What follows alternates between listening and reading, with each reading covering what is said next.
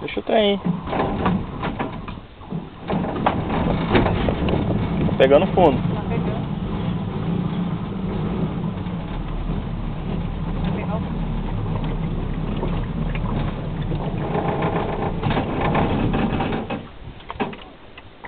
Pegou o fundo? Foi tempo.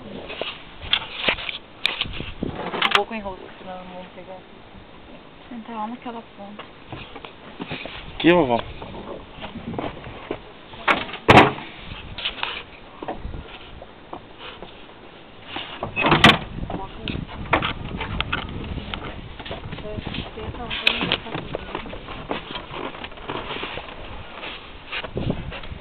Ver como é que tá o... Gastar um para ver como é que tá.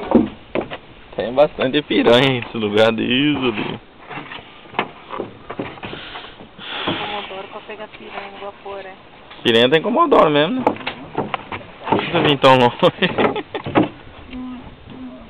Manda um beijo aí, mãe. Beijo, vovozinho. Derruba meu chapéu novamente.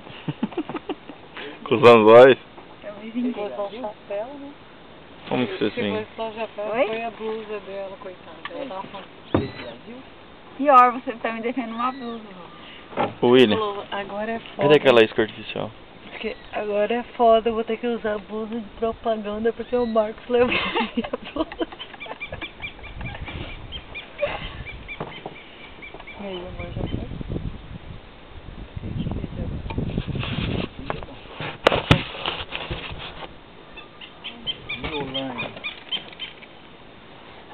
Coloca um coraçãozinho assim. Piranha? Ó, se eu Ó, pegar e piranha. joga, pô. Se não pegar não, se der piranha, vai jogar. Mas, Dá aí as iscas pra mim. Joga uma carne, um pedaço de carne, então, ó. Deixa eu escar um pedaço de carne nesse mundo aqui. Daí. Faz um coraçãozinho. Não, tira um pedaço dele. aí só você e o Marcos vai gastar com toda a sua. É, e eu e a Ju. Eu não vou pescar com Aí, tô filmando, você joga, guarda em cima da câmera. Ah, tá filmando? Dá a faca. Não sei onde tá.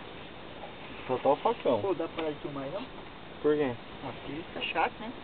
Você gravando nossa vida. Gente,